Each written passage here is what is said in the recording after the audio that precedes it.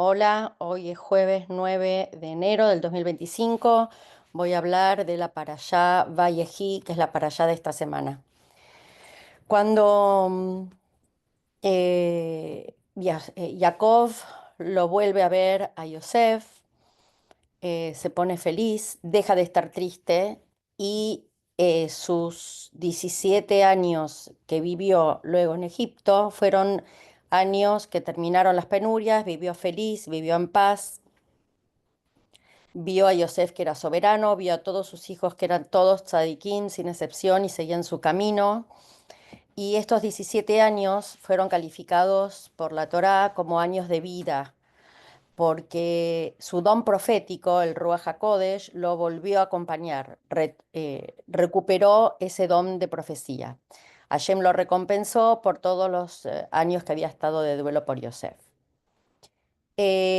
Jacob se dice que es la primera persona que murió de enfermedad dentro de los patriarcas y dentro de la familia, porque antes, cuando se morían, no era que se enfermaban, estornudaban y el alma se le iba. Era cuando le llegaba el momento. Por eso decimos salud cuando uno estornuda, no cuando uno tose. Cuando uno estornuda, uno dice salud y viene a raíz de esto. La primera persona que sintió que se estaba enfermando y no se le iba a ir el alma solamente con un estornudo fue Jacob. Y cuando él sintió que se estaba debilitando, le pidió a Yosef que le jurara que lo iba a enterrar en la tierra de Canaán, en la tierra de sus padres, en la cueva de Macpelá, que queda en Hebrón, que es el lugar donde están enterrados Adán y Jabá, Adán y Eva, Abraham y Sara, Isaac y Rivka. Jacob le ordenó a Yosef que lo llevara a enterrar ahí y no a sus otros hijos, porque sabía que solo Yosef, que era un mandatario egipcio, iba a obtener el permiso del faraón para dejar Egipto y llevar los restos de su padre a Israel y volver. Jacob tenía razones por las cuales no deseaba ser enterrado en Egipto. Él temía que si lo enterraban ahí, sus descendientes considerarían a Egipto como su patria y quería que sus descendientes fueran siempre conscientes de que la permanencia en Egipto era solo temporaria y no quería que sus descendientes cayeran en la idolatría como sus vecinos y que sus vecinos tampoco quería que los egipcios, que lo consideraban un hombre muy santo, cayeran en la idolatría hacia él. Entonces, bueno, lo llama Yosef, le pide eso y le pide que traiga a sus hijos, a Menashe y Efraín, para bendecirlos. Y así los elevó a sus nietos a categoría de hijos. Y le dijo a Yosef que de su tribu, de Yosef, en vez de haber una tribu de Yosef, iba a haber dos, una de Menashe y una de Efraín. Y con esto también le sacó la primogenitura a Rubén, que había pecado varias veces. Por eso igual tenemos las 12 tribus. Jacob comienza a bendecir estos dos nietos, dándole prioridad a Efraín, que era el más joven, cuando en realidad lo debería haber hecho al revés. Entonces, cuando Yosef trae a sus dos hijos, lo pone al mayor, a Menashe, de la mano derecha, que es la más fuerte, y a Efraín de la mano izquierda, del lado de Jacob. Pero Jacob cruza las manos y ahí Yosef le interrumpe y le dice, no, Menashe es el mayor. Entonces Jacob le dice que su intención es bendecir primero a Efraín como si fuese el mayor, porque de él descendería Yoshua, que es el que entró al pueblo de Israel cuando salieron de Egipto después de la travesía del desierto. Él es el que los entra, porque Moshe muere en el desierto. Como esto Jacob lo vio en una profecía, le dijo que le correspondía a Efraín ser bendecido como si fuera el mayor, y que aparte también sería el maestro de Torá del pueblo judío. Desde que nos entregaron la Torá en el Sinai, eh, y los 40 años que fueron caminando por el desierto, todo el estudio y toda eh, la parte espiritual fue en espiral hacia abajo. Los viernes a la noche, lo primero que hace un papá cuando regresa de la sinagoga es bendecir a sus hijos y le dice, Yesimha Elohim que Efraín y que Menashe, que hágate Dios como Efraín y como Menashe. ¿Y por qué la bendición a los hijos se hace como Efraín y como Menashe y no sobre todos los otros patriarcas o sobre Moshe o todos los otros gigantes de la Torá? No, no decimos que hágate Hashem como Abraham o como Moshe. La respuesta es que es lo que Jacob le dijo em, a Yosef. Efraín y Menashe serán para mí como Rubén y Shimón. Y a pesar de que Efraín y Menashe eran los nietos, sus nietos habían alcanzado el nivel de la generación anterior, como Rubén y como Shimón, que ellos no descendieron en esta escalera espiritual. Por eso se hace la bendición de los hijos para que absorban todas las dotes espirituales de la generación precedente y que escapen a la bajada espiritual. Eso cubre la brecha generacional. Jacob también fue el primero en dar la bendición poniendo las manos en la cabeza. Em, Porque la pregunta es, si alguien es merecedor de una brajá, ¿por qué hay que tocarlo? ¿Por qué esta demostración física?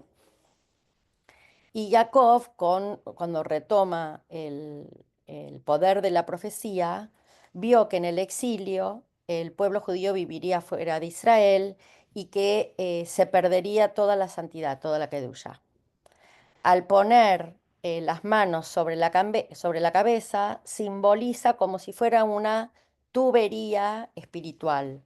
Y así como sus brazos lo conectaron con Efraín y con Menashe físicamente, así su bendición llegaría al pueblo judío, dándole una cuerda salvavidas hacia la santidad, aún estando en el exilio. Es como si fuese una conexión espiritual.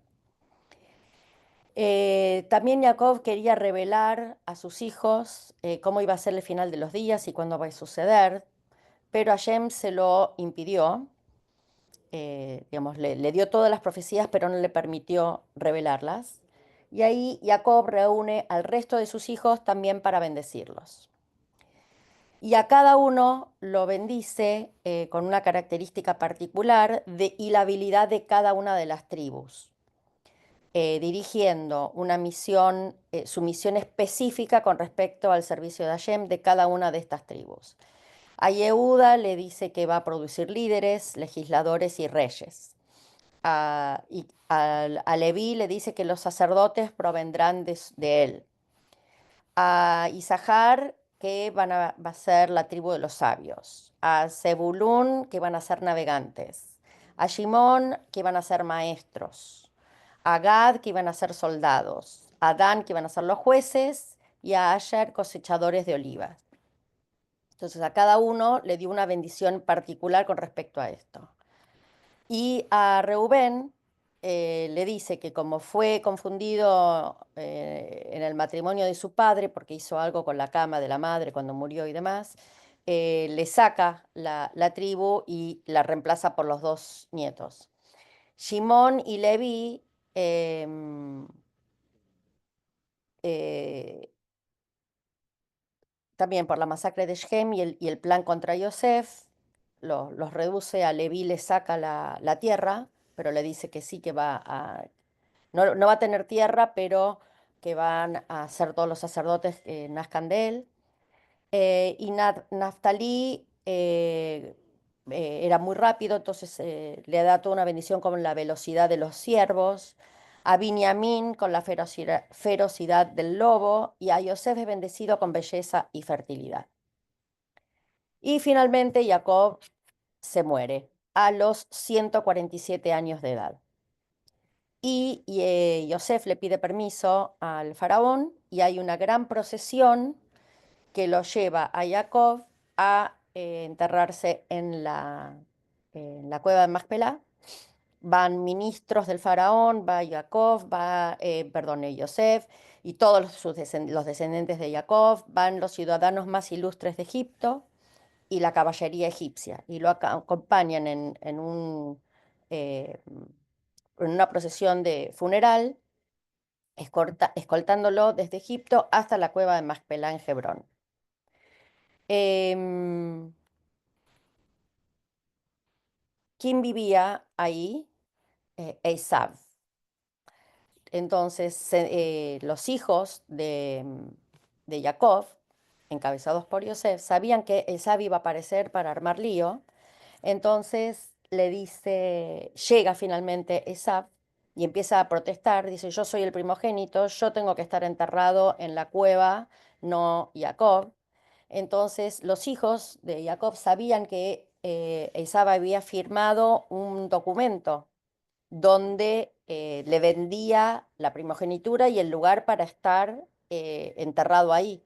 Entonces lo mandan a uno de los hijos de Zebulún, que era el que corría rápido como un ciervo, a buscar ese documento. Pero mientras tanto, había otro hijo que era sordo y vio que había mucho lío y no entendía qué era lo que estaba pasando. Y le dijeron que Esav se estaba protestando porque no quería que Jacob fuera enterrado ahí. Pero como no lo entendió porque era sordo, agarró un palo, le pegó en la cabeza le cortó la cabeza. Y la cabeza rodó y también quedó enterrada al lado del féretro de Jacob. Así que la cabeza de Esaf también está enterrada en la cueva de Macpela.